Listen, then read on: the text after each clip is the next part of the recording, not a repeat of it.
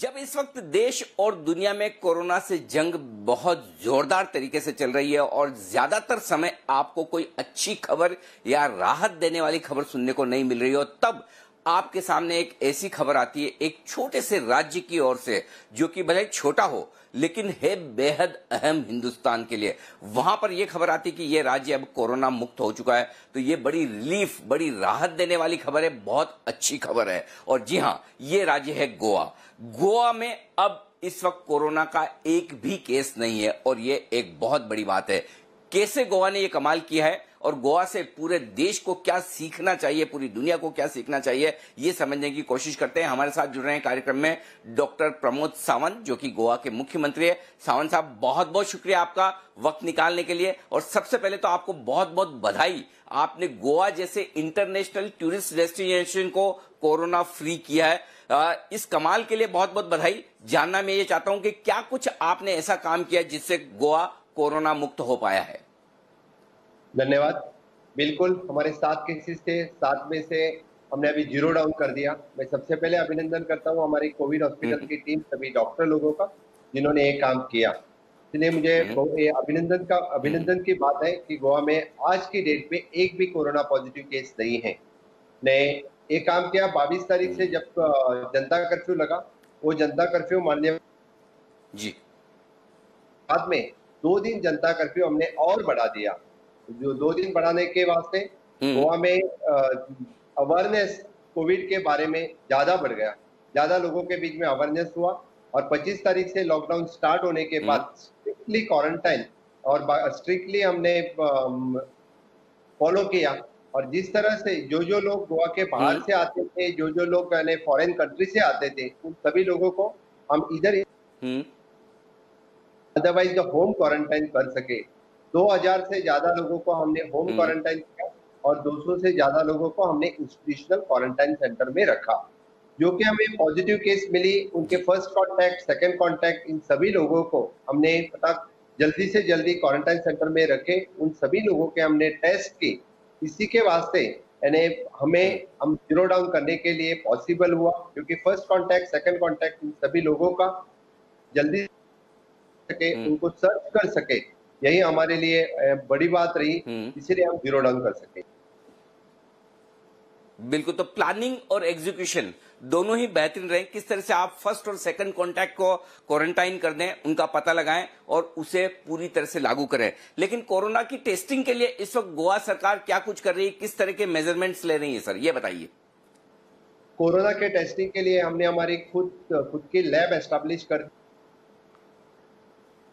इसके सिवा हमने 2 जगह, डिस्ट्रिक्ट हॉस्पिटल नॉर्थ और डिस्ट्रिक्ट और सब डिस्ट्रिक्ट हॉस्पिटल फोंडा, यहाँ पे हमने रैपिड टेस्टिंग स्टार्ट कर दिया है। इसीलिए 800 से ज्यादा टेस्ट हम कर चुके हैं। जिन लोगों का हमें सस्पेक्टेड था, कॉन्टेक्ट थे, इन सभी लोगों का टेस्ट हमने कंप्लीट कर दी। और इसी के बाद में पूरे गोवा का हाउस टू हाउस सर्वे हमने कंप्लीट कर दिया है। और इसी हाउस टू हाउस सर्वे के दौरान लगे हैं, इन लोगों का अभी टेस्टिंग कुछ बाकी है, लेकिन उनका ट्रैवल हिस्ट्री नहीं है, इसीलिए ज्यादा सस्पेक्टेड नहीं है। ओके, सावंत साहब, एक चीज और बताएं। गोवा 2 चीजों के लिए जाना जाता है, एक तो अपनी होटल इंडस्ट्री के लिए, दूसरा टूरिज्म इंडस्ट्री के लिए। अब दोनों ही इंडस्ट्री इस वक्त जाहिर सी बात है ज्यादा मुश्किल में है, सब कुछ ठप पड़ा हुआ है। तो इन इंडस्ट्री को राहत देने के लिए गोवा सरकार क्या काम कर रही है और साथ ही केंद्र सरकार से आपको क्या मदद की जरूरत है, खास तौर से इन दोनों इंडस्ट्री के लिए? मैं सबसे पहले कहूंगा कि अभी कोविड फ्री गोवा रखना ये हमारे लिए ज्यादा मायने रखते हैं। और इसीलिए हम कोविड फ्री गोवा रखने के लिए ज्यादा ध्यान दे रहे हैं इसी के ऊपर। Definitely the tourism industry is one of the major industry. Goa में टूरिज्म इंडस्ट्री पे ही ज्यादा करके गोवा के सभी होटल इंडस्ट्री चलती है। तो 3 तारीख जी गाइडलाइन आ जाएगी, तो इसके बारे में हम बिल्कुल अच्छी तरह से विचार करेंगे। जो आज से पार्शियल लॉकडाउन खुलने की बात हुई है देश में, क्या गोवा में भी कुछ एक्टिविटीज ऐसी हैं जिनमें आपने इजाजत दी है कि वहां पर धीमे धीमे कामकाज शुरू हो सके, या कोई एरियाज ऐसे हैं जो आपने खोले हैं सर? बिल्कुल, हमने पार्शियल लॉकडाउन होने के बाद हमने यानी जो जो सेंट्रल गाइडलाइन में दिए हैं उसने यहाँ पे परमिशन दी है। जैसे कि हम कहते हैं कि फूड इंडस्ट्री और फार्मा इंडस्ट्री तो पहले से यहाँ पे स्टार्ट थी, आज से बाकी इंडस्ट्रीज के लिए हमने परमिशन यहाँ पे दे दिया है। फिशिंग एक्टिविटी गोवा की मेन एक्टिविटी थी, तो इससे पहले ही हमने परमिशन ऑलरेडी दे चुके हैं।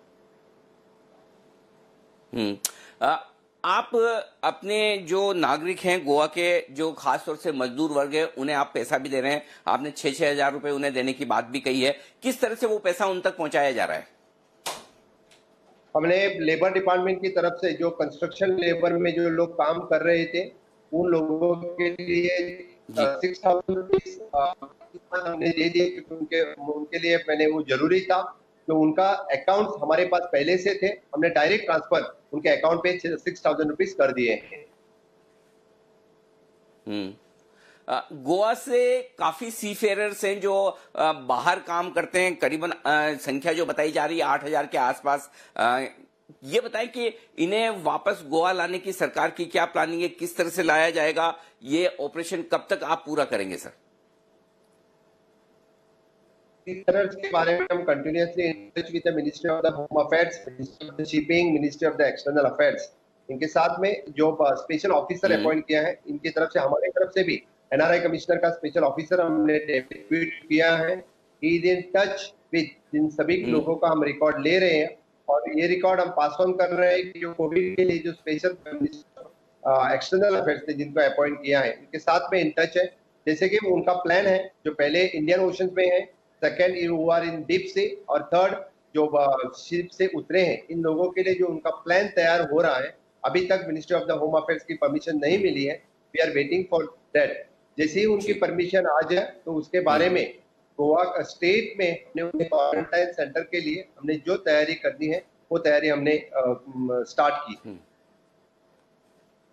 जी, गोवा के लिए फिशिंग ऑपरेशंस बेहद जरूरी है। पार्शियल ऑपरेशंस चल रहे होंगे। इस वक्त क्या स्टेटस है? फिशिंग ऑपरेशंस किस लेवल पर चल रहे हैं और कब तक पूरी तरह से आप इनके शुरू होने की उम्मीद करते हैं सर?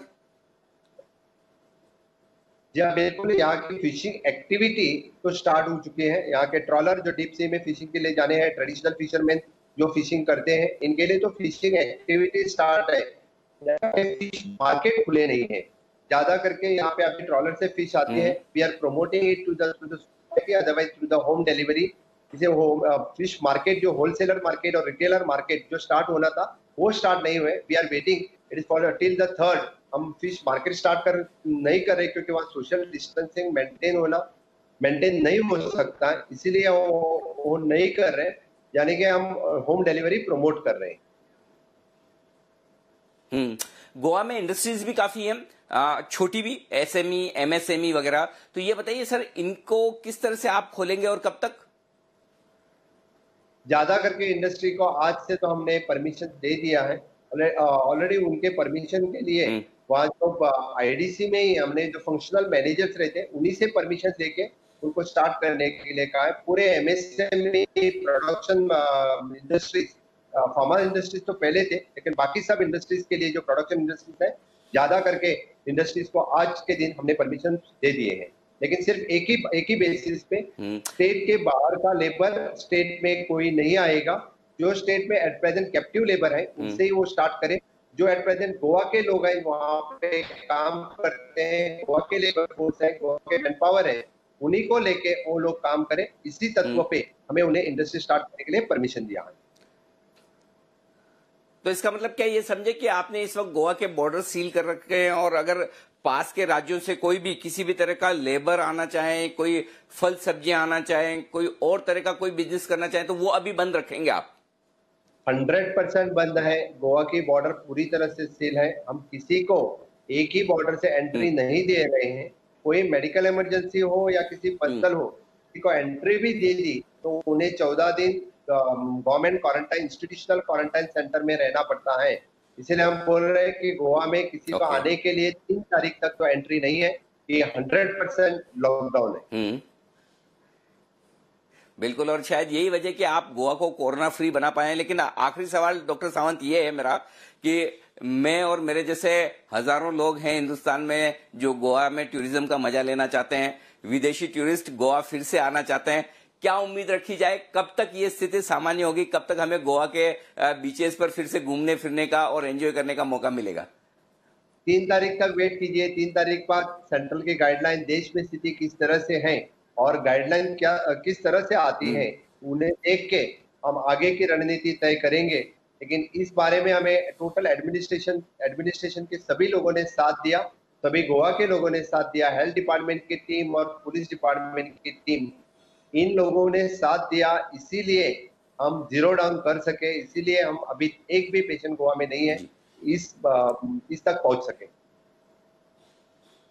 बिल्कुल, और इसकी वजह भी यही है कि देखिए गोवा ऐसी जगह है जहां सबसे ज्यादा अंतर्राष्ट्रीय टूरिस्ट आते हैं, जहां सबसे ज्यादा रिस्क है कोरोना फैलने की, लेकिन उसके बावजूद आपने बहुत ही बेहतरीन प्लानिंग और बेहतरीन एग्जीक्यूशन के साथ कोरोना को ये संभाला है और ये पूरा एग्जाम्पल सेट किया है देश दुनिया के सामने कि अगर इंटरनेशनल टूरिस्ट हो तब भी आप उसे कोरोना फ्री कर सकते हैं। मैं आपको बहुत बहुत बधाई देना चाहता हूं और शुभकामनाएं भी देता हूं कि आगे भी इसी तरह से गोवा पूरी तरह से कोरोना फ्री रहे, कोरोना मुक्त रहे और गोवा के लोग बिल्कुल आसानी से आराम से इस मुश्किल समय से बाहर निकले और गोवा फिर से पुरानी तरह से ही टूरिस्ट हॉटस्पॉट बने, न कि कोरोना हॉटस्पॉट।